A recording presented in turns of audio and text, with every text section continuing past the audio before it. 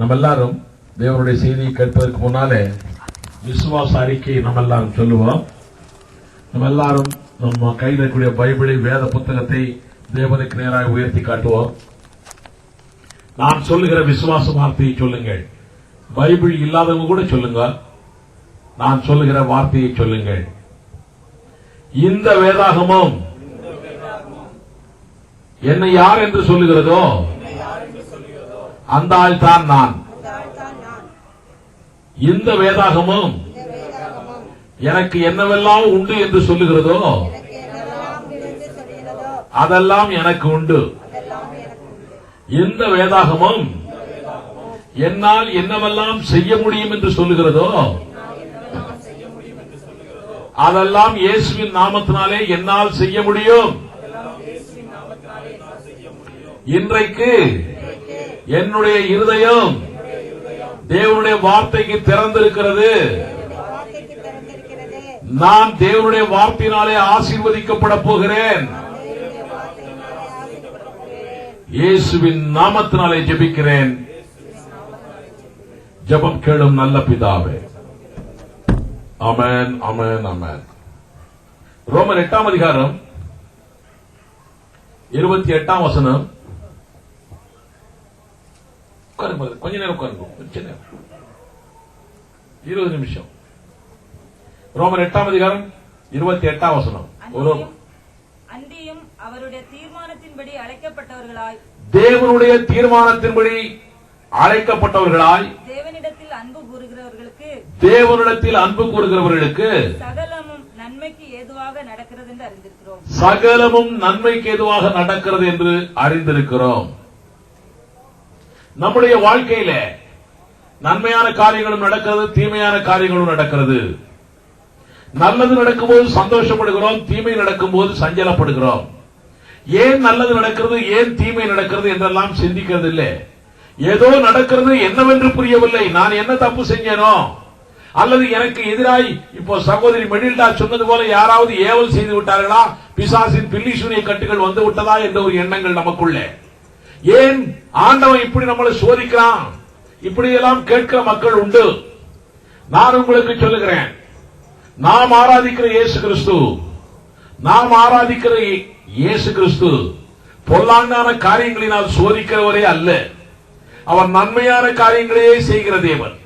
அவர் ஒரு காலம் நாம் எவ்வளவு பெரிய பாவங்கள் செய்திருந்தாலும் சரி, எவ்வளவு பெரிய அட்டகாசங்கள் செய்திருந்தாலும் சரி, எவ்வளவு மோசமான ஆளா இருந்தாலும் சரி, நமக்கு அவர் பொல்லாத காரியங்களை, சோதனைகளை அவர் செய்யவே மாட்டார். நமக்கு நல்ல காரியங்கள் நடக்கிறது, நல்ல சக்தி உலகத்தில் இருக்கிறது. கெட்ட காரியம் நடக்கிறது, கெட்ட சக்தி உலகத்தில் இருக்கிறது.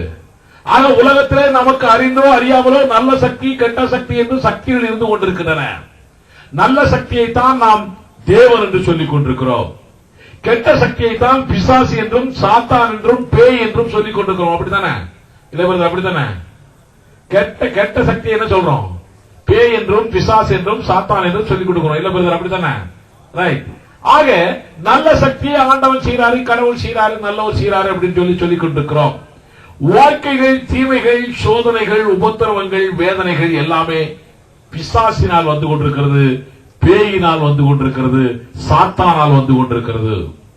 தேவனால், அதிலும் விசேஷமாய் நாம் ஆராதிக்கிற இந்த இயேசு கிறிஸ்துவால் நமக்கு நன்மையான காரியங்கள் மட்டுமே வரும்.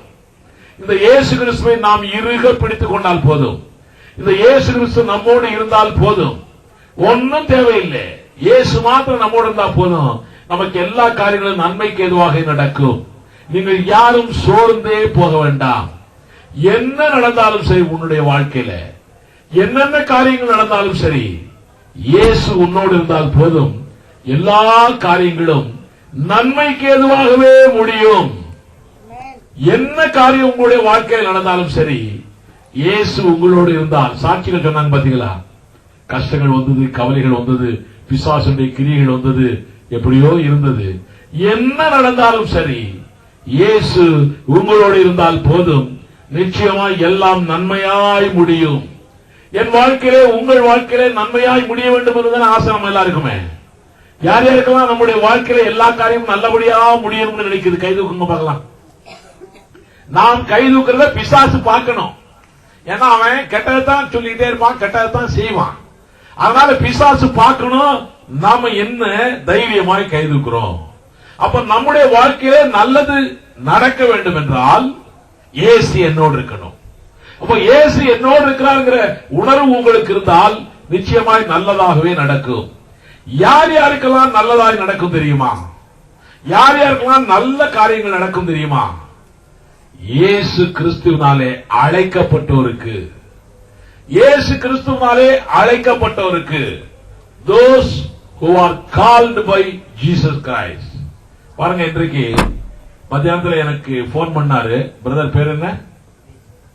உதய சந்திரன். போன் பண்ணாரு. ஐயா, உங்க வீட்டுல ஏதோ ஆராதனை நடக்குதுன்னு சொன்னாங்க. எனக்கு உடம்புக்கு சரியில்லை, சாயங்காலம் வரட்டுமா வாங்கன்னு சொன்னேன். தேவன் உங்களை அழைத்திருக்கிறார். தேவன் அழைத்திருக்கிறார். அவருடைய அழைப்பை ஏற்று வந்திருக்கிறீர்கள். இந்நேரம் வரைக்கும் உட்கார்ந்து இருக்கிறீர்கள் நம்பிக்கையோடு, விசுவாசத்தோடு. நிச்சயமாய் உங்களுக்கு இப்பொழுதே தேவன் உங்களுடைய விசுவாசத்துக்கு ஏற்றபடி காரியங்களை செய்கிறார், செய்து கொண்டிருக்கிறார். நம்புங்கள். அழைக்கப்பட்டவருக்கு, அவரால் அழைக்கப்பட்டவர்களுக்கு நிச்சயமாய் எல்லாம் நன்மைக்கு ஏதுவாகவே நடக்கும். இந்த வார்த்தை பொய் இல்லை. பிரதர் பின்னால் உட்காந்துருக்காரு பாருங்க, 2 பேரும் அண்ணன் தம்பி 2 பேரும் உட்காந்துக்கிறாங்க. அவங்க எல்லாம் அழைக்கப்பட்டவர்கள். அழைக்கப்பட்ட நாங்கள் அழைத்தோம் இல்லையா? நாங்கள் அழைத்தோம் என்றால் இயேசு அழைக்கிறார் என்று பொருள். நாங்க மாத்திரம் அழைக்கிறது இல்லை.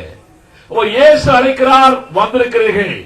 அழைக்கப்பட்ட உங்களுக்கு உங்கள் வாழ்க்கையில எப்படிப்பட்ட காரியங்கள் நடந்தாலும் சரி, படிப்பாயிருக்கட்டும், உங்களுடைய உடல்நிலையாயிருக்கட்டும், எதுவாயிருக்கட்டும், குடும்ப சூழ்நிலையாயிருக்கட்டும், எல்லாவற்றிலுமே இயேசு உங்களோடு இருந்தால், நீங்கள் இயேசுவோடு இருந்தால் எல்லா காரியங்களும் நல்லபடியாகவே முடியும். நம்ம மத்தியில இன்ஜினியர் வந்திருக்கிறாரு. இன்ஜினியர் தேவன் அழைத்து வந்திருக்கிறார். அப்படித்தானையா? ஆமா, நான் தான் சொன்னேன். ஆனாலும் என் மூலமாய் தேவன் சொல்ல வைத்திருக்கிறார். இப்பதான் சாயங்காலம் தான் சொன்னேன். தேவன் பெரியவர். அழைப்பிலே வந்திருக்கிறீர்கள். தேவன் அழைத்திருக்கிறார்.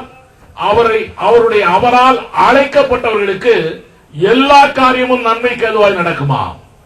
நிச்சயமாய் இன்ஜினியருக்கு நன்மைக்கு எதுவாய் நடக்கும். இது தேவனுடைய வார்த்தை. ஆக தேவனால் அழைக்கப்பட்ட அத்தனை பேருக்கும் நன்மைக்கு எதுவாய் நடக்கும். அவருடைய அழைப்பை தட்டாதே, அவருடைய அழைப்பை தட்டாதே. நிறைய இடங்கள்ல கட்சியில கூட சொல்லுவாங்க தெரியுமா? அழைக்கிறார் அழைக்கிறார் அண்ணா, அழைக்கிறார் அழைக்கிறார் பெரியார், இதோடு சொல்லுவாங்க. இங்கே இயேசு அழைக்கிறார் உங்களை. இயேசு மனிதன் அல்ல, தெய்வம் அழைக்கிறார் உங்களை.